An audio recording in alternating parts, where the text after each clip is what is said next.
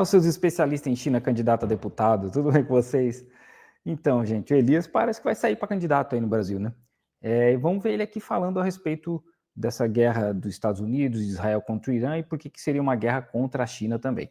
Tem uma característica psicológica, ele leva isso para o campo da política, que ele se superestima muito, né? Ele se superestimou no começo do mandato dele, em dizer que acabar com a guerra da Ucrânia, não acabou com a guerra da Ucrânia, muito pelo contrário, em 24 a Europa horas, né? Continua sendo... tomou o lugar dos Estados Unidos como supridor de armas e dinheiro para a Ucrânia. Mesma coisa em relação à faixa de Gaza, ele que ia acabar com o conflito do jeito dele, não conseguiu, muito pelo contrário. Ele falou que ia acabar com a guerra da Ucrânia em 24 horas, e tá rolando a história aí que é para sair um cessar-fogo com Gaza até semana que vem. Alguma coisa assim. Porque o Netanyahu está sendo julgado lá em Israel por corrupção, tem um monte de problema em Israel, né? Não só em Israel. Aí o Trump está desesperado para tentar fazer Israel parar com esse processo contra o Netanyahu, mas ao mesmo tempo também parece que está rolando uma conversa aí de cessar-fogo em Gaza, que já deveria ter rolado há muito tempo se não fosse os Estados Unidos, né? E agora também vem com essa história do cessar-fogo, né, envolvendo Irã, Israel e Estados Unidos. Eu não duvido e nem desduvido. Por que eu não desduvido? Porque, como você já colocou muito bem, é uma notícia muito séria para ser dada desse jeito. Mas eu duvido também porque o Irã ele decidiu não se ajoelhar diante da atual situação. E o cessar-fogo que Israel e os americanos querem do Irã é um cessar-fogo que coloca o Irã de joelhos. Então, aí eu coloco a minha interrogação até que ponto que essa notícia do cessar-fogo é verdade ou é mentira. Ou seja, é uma dialética do sim e do não, aí que a gente tem que levar em consideração quando vem o Trump na jogada, né? Uhum. Muito bem. Miola, né? Você. Vamos mudar um pouco a velocidade aqui. Mas devagar. O Jogor estava vendo aqui, agora, nos online, tudo sobre a hora, né? Que aparentemente tem um pouco de veracidade nesta informação, né? Qual seria, digamos, o plano dos Estados Unidos? Porque desde o início, vamos lá, quando o Trump decide fazer o bombardeio, tinha um alvo muito determinado, e ele chamou isso, inclusive, de um ataque pontual ao programa nuclear, um eufemismo, né, para escapar da responsabilidade legal em relação à guerra. Ele ainda tuitou o seguinte: isso aqui não é um ataque contra o Irã, mas só contra as bases nucleares do Irã. Não faz sentido isso para vocês? Não, né? Mas é imponderável, até agora não se sabe exatamente qual é o grau de destruição que isso causou, se afetou de maneira definitiva o programa nuclear mesmo iraniano. Há informação de que o governo iraniano, inclusive, conseguiu deslocar o urânio enriquecido para outros pontos e, portanto, preserva o seu estoque. E a indústria nuclear iraniana ela é muito capilarizada, enraizada no país, portanto, tem uma rápida capacidade de retomar. O que seria, digamos, um plano de continuidade, né, das agressões com a participação dos Estados Unidos? Não te parece, por exemplo, que esse último ato revide, calculado e previamente comunicado do Irã aos Estados Unidos não é sinal disso que o Mário chamou agora há pouco, dessa coreografia para chegar a esse resultado? Todo mundo... Pode ser. Todo mundo assim, todo mundo avisando, né? Irã, nós vamos te atacar. Porque o Trump ficou avisando no Twitter por dias até acontecer o ataque, né? E deu tempo do Irã se preparar, que é onde eles tiveram o tempo aí para tirar aí o material radioativo e tal. E aí depois, quando o Irã foi atacar a base dos Estados Unidos no Catar, eles ligaram antes, os Estados Unidos esvaziou a base. Cara, é muita propaganda. Pode ser. Agora, a grande questão que eu acho é o seguinte, tem veracidade, pode ter veracidade, pode ser uma coreografia, o nosso Mário Vitor tem razão, mas a questão é que se o Irã vai aceitar os termos que os Estados Unidos e Israel estão colocando, essa é a minha questão particular. Porque um cessar-fogo tem que vir com alguma contrapartida, ou seja, para ter cessar-fogo, o Irã vai ter que fazer ABC, Israel dá um passo 1, 2, 3, Estados Unidos também dá um passo 1, 2, 3. Quais são os passos que o Irã teria que dar para que haja um cessar-fogo nesse momento? Essa é a questão que eu levanto hoje, e essa é a questão de que, por exemplo, a depender do que o Irã fizer nesse momento, dos passos que eles derem, eles podem estar colocando o governo contra o próprio povo, né? Porque é um país muito nacionalista, é um povo com orgulho muito, muito alto, ou seja, tem um povo com alto orgulho muito grande, não um país de baixa autoestima como o nosso, infelizmente. Então, nós tem que observar esses fatores políticos, psicológicos, porque a depender dos passos que o Irã der, eles podem tanto ficar de joelhos perante Israel e Estados Unidos, o que significa renunciar ao seu programa nuclear, como jogar o próprio governo contra o povo iraniano, né? Porque por mais que possa haver dentro do povo iraniano descontentamento, porque eu acredito que tem muito menos do que a imprensa coloca, né?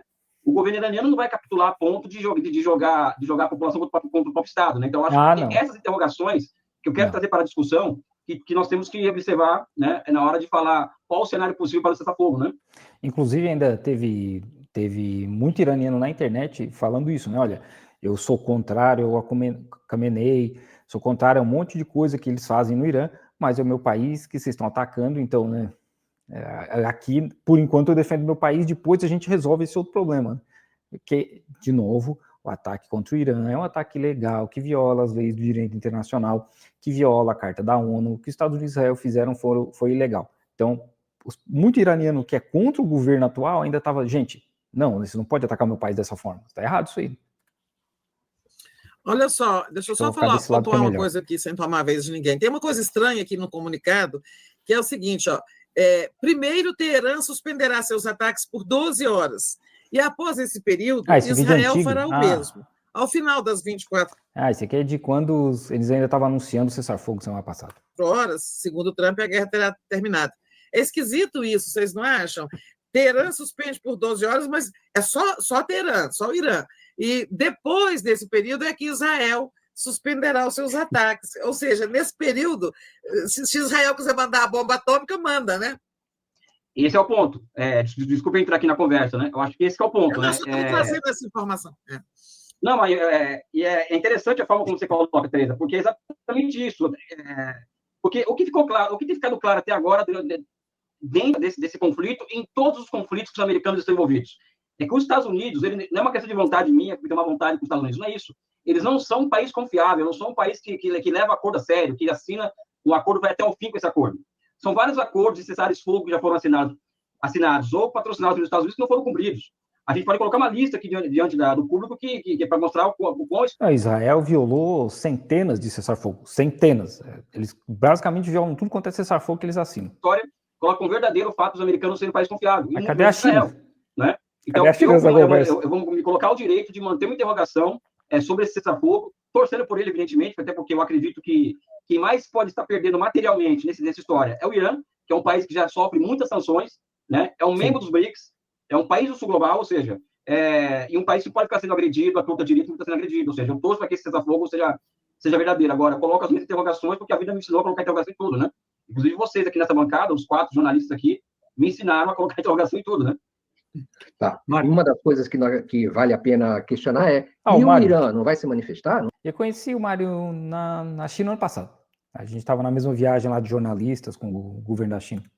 E o Irã não vai se posicionar? Não vai confirmar nenhuma das partes vai confirmar? Não é? Uma das coisas que seria que, quer dizer, que nos leva a ter a mesma atitude que você, viu, Elias? Cadê o Netanyahu? Cadê o Netanyahu, Mário? Cadê o Netanyahu?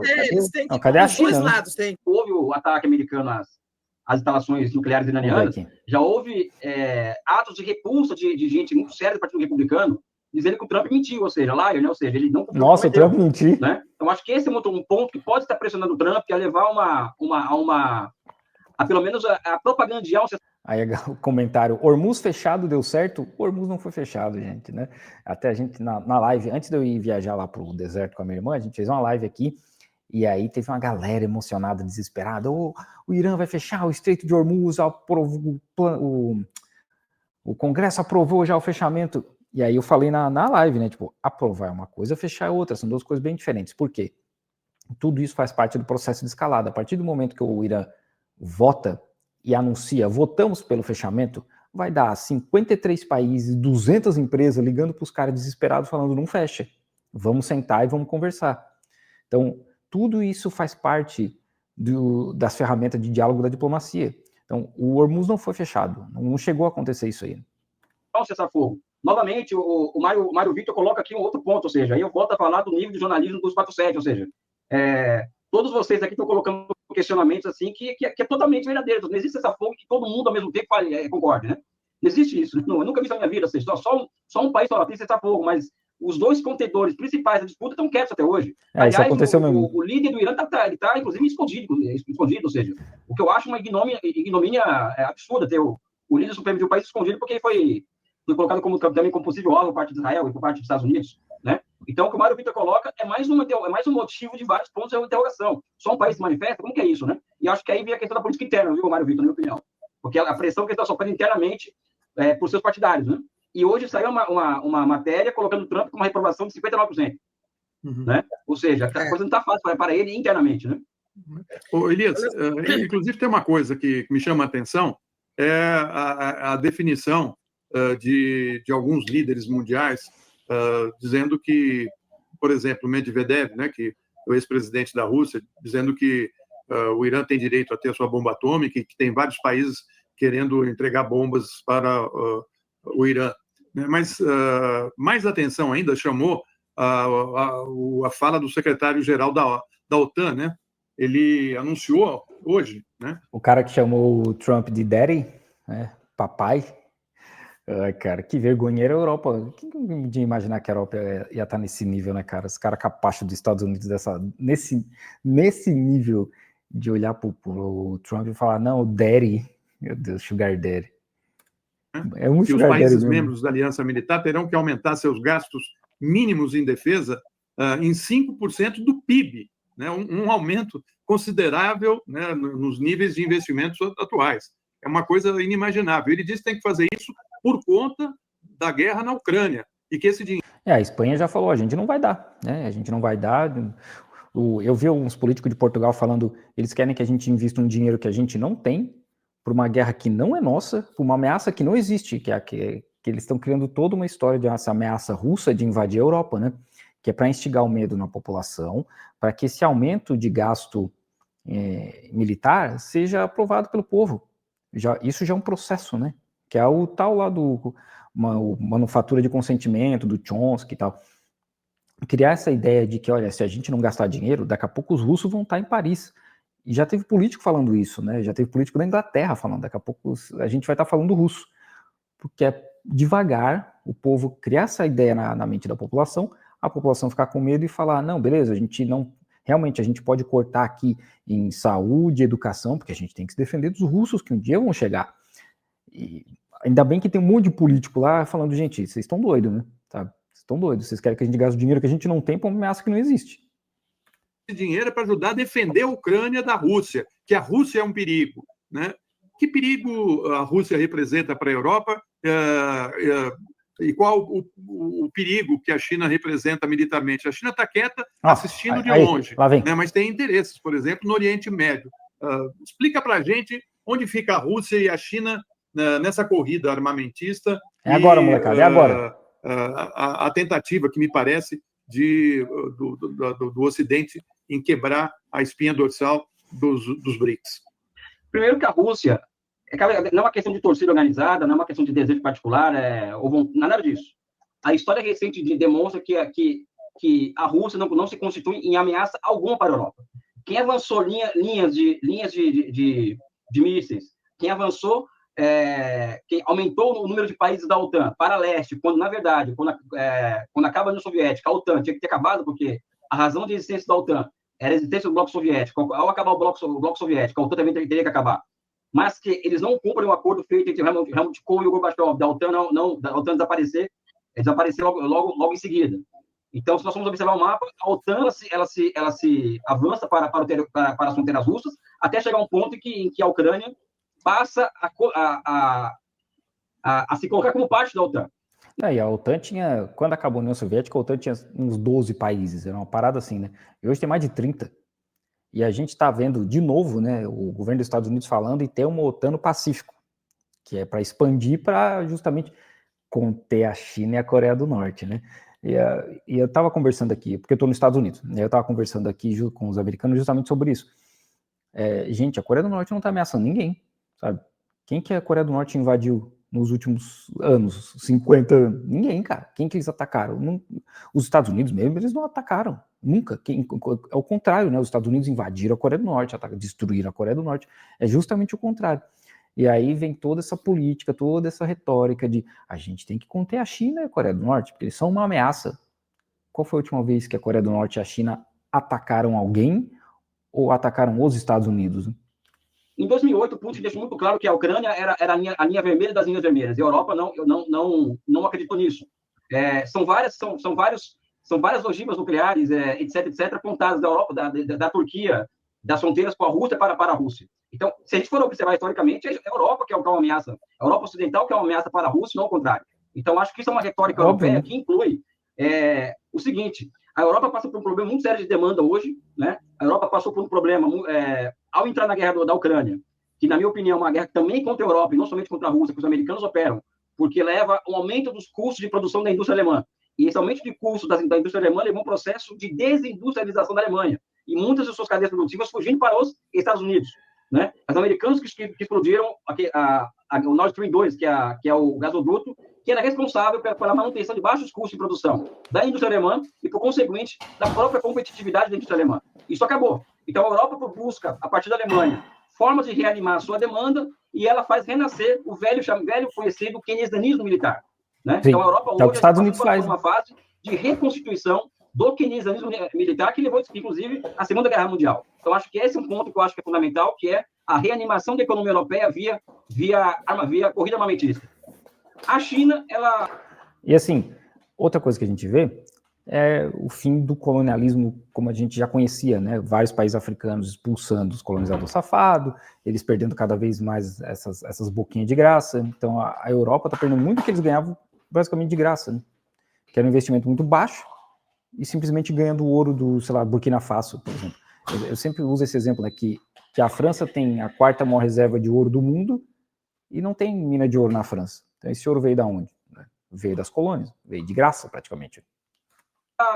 Aí já vem um ponto que eu comentei mais cedo com alguns amigos, ele tem comentado, que o grande alvo dessa história toda é a China. Vou falar um ponto aqui. O Irã ele é fundamental para a política internacional da China.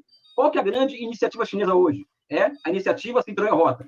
E o Irã, o Xinjiang, que é uma província, uma região autônoma oriental da China, o Afeganistão, o Irã, são países, e Paquistão, são países fundamentais na ligação entre a China e a Europa, ou seja, sim, a realização da chamada Eurásia, enquanto corredor econômico, enquanto território econômico unificado, passa pelo Irã. Tanto é que, no mês de maio, chegou o trem que saía de Xi'an, na China Central, até o Irã. Então, esse trem ligando a China ao Irã, ele foi concluído no mês de maio, o que significa a conclusão de uma rota terrestre, uma linha reta entre China e Irã, que garante o suprimento de produtos industriais para o próprio Irã, né? E a continuidade, a partir dessa ferrovia, do cumprimento do acordo que preveu, de 2021, que previa Mas só um ponto antes que o Elias continue falando ali. Ele comenta ali de Xinjiang, Afeganistão e tal. O Irã, nesse caso, ele fala que esses países são importantes para conectar a China com a Europa. O Irã, nesse caso, não faz diferença, porque o Irã está mais para baixo ali, né? A linha de trem que cruza da China para a Europa não passa pelo Irã. O que é importante é essa conexão da China com o Irã, porque se eles, por exemplo, fechassem o Estreito de Hormuz, o Irã continuaria exportando óleo para a China através de trem, né? Que é um pouco mais caro, mas no frigir dos ovos não ia mudar muita coisa. E aí a China pode usar agora essa linha de trem para começar a alimentar o Irã com armamento, com equipamento, o que for, né? Tá rolando a notícia aí que tá esquentando, né? De novo, eu falei isso no vídeo 2 dias atrás e não conseguia confirmar ainda, que o Irã tá comprando caça chinês. Então isso tudo pode ir de trem agora. E provavelmente não vai ser só caça, né, gente? O envio de petróleo para a China por 20 anos, né? Em troca de 400 bilhões de dólares de investimentos da China no Irã em infraestruturas e novas indústrias, ou seja, indústria mecânica pesada, siderurgia, etc. Então, existe um grande acordo entre a China e o Irã que é fundamental para as pretensões da China, para as pretensões globais da China. Então o bombardeio ao Irã tem que ser visto como parte de um todo que envolve, inclusive, a implosão dessa iniciativa Cinturão e Rota e o cerco à China. Eu acho que isso é muito evidente também com a política americana para o Oriente Médio, e Israel é muito funcional para essa política americana para o Oriente Médio, né? Para o Oriente Médio, que tem como estratégia isolar a China. O alvo final, então, Elias, é a China? O alvo final é a China, isso é muito claro em qualquer documento que tem à disposição na internet, escrito por policymakers americanos, naquela revista do Departamento de Estado Foreign Affairs. Existe um vasto material oficial norte-americano, desde Barack Obama, colocando que é o seguinte: o eixo da nossa política externa vai deixar de ser o Oriente Médio para nos concentrarmos na Ásia, no Sudeste Asiático, em geral, em particular na China. A contenção então, tem isso, mas ao mesmo tempo, tem gente que trabalha para o Pentágono, trabalha para a CIA, que falou que eles nunca realizaram essa mudança como era planejado. Ficou muito famoso aí, viralizou um discurso de uma mulher que trabalhou 17 anos no Pentágono, justamente focada em China, e ela disse, olha, por anos Eu tentei mudar a política para focar na China e esquecer um pouco o Oriente Médio. E não muda. Por quê? Porque o Oriente Médio tem Israel. E o lobby de Israel é muito poderoso. Então, Israel, sem o apoio dos Estados Unidos, os caras não tem como viver, cara. Não tem como existir. Eles precisam do Sugar Daddy, né, bancando e mandando armamento, e mandando bilhões e bilhões de dólares. E como eu estou nos Estados Unidos, eu faço essa brincadeira direto. Israel tem SUS, se eu não me engano tem SUS, né? Sistema Único de Saúde de graça para todo mundo. Nos Estados Unidos não tem. Quem que banca o SUS de Israel? Os impostos americanos. Então, assim, isso é importante, né? É importante a gente entender.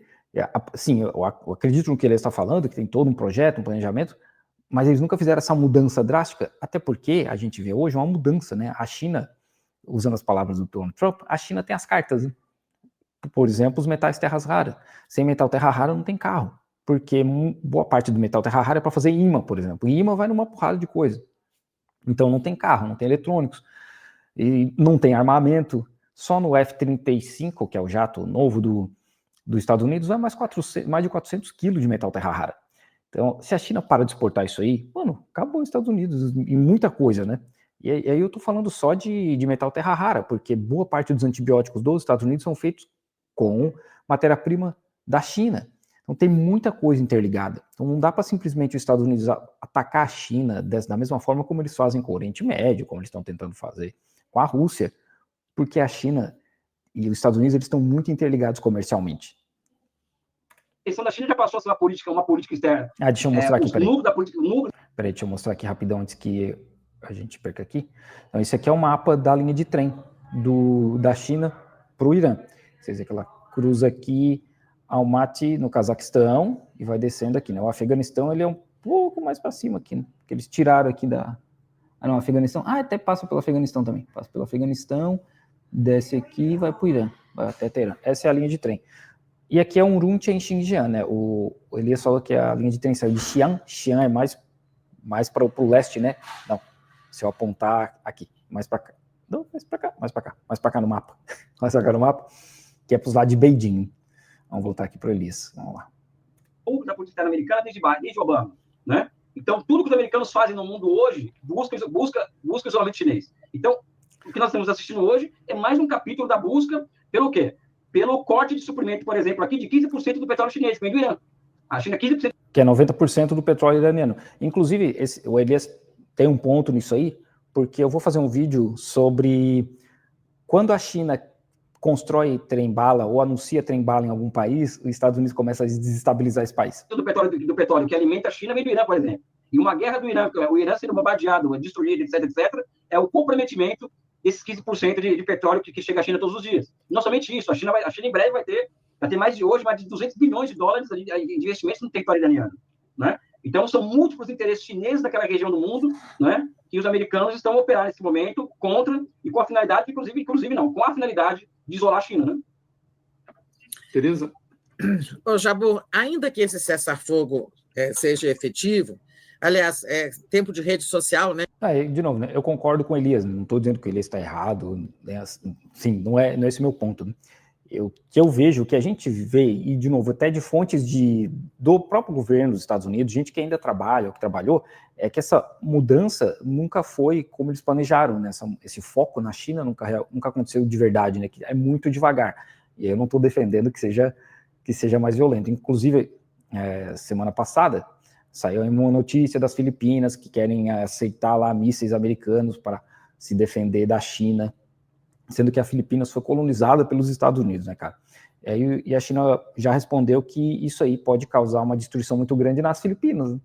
Porque a China vai entender, olha, vocês são nossos inimigos dessa forma, né? Já que vocês estão aí recebendo armamento do inimigo que quer nos destruir, inimigo, se vocês são amigos do nosso inimigo, vocês são o nosso inimigo também.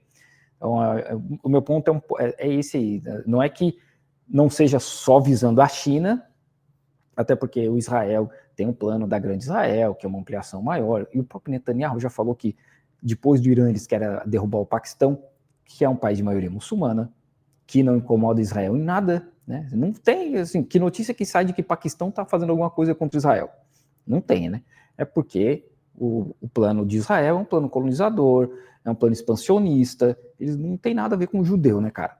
Não tem. Só que eles só precisam ter um inimigo para fazer essa economia da guerra continuar circulando e o Netanyahu no poder, porque ele sai do poder, ele vira uma pessoa normal e ele vai ser processado de tudo quanto é lugar. Né? Coisas assim eram comunicadas por notas oficiais, né? Uma coisa dessa geralmente é escrita, um comunicado, né? Havia antigamente a figura do comunicado conjunto. Algo como isso seria um comunicado conjunto do Irã e de Israel, dizendo, chegamos a... Agora eles vão começar a falar do que a gente já sabe, né? Porque essa parte aí já aconteceu, que foi a questão do cessar-fogo, que já rolou, e por enquanto ninguém quebrou esse cessar-fogo, né? Eu vi uma notícia hoje mais cedo, de bateria antiaérea em Teherã sendo acionada e tal, mas a princípio não dá para saber de onde é que está vindo. O Iêmen atacou Israel, porque o Iêmen nunca parou de atacar. O Iêmen é o único país ali que está realmente tentando defender os palestinos. E é isso aí, né, gente? Eu achei que o vídeo ia ser mais falando de China, tá? Mas no fim ficou só esse pedaço aqui. Eu espero que vocês tenham curtido, porque eu não assisti antes, né? Normalmente eu não assisto antes de fazer os react, até para ter uma reação muito similar à de vocês. Deixa aí like, comentário, eu sempre esqueço de pedir essas coisas aí, se inscreve no canal e até o próximo vídeo.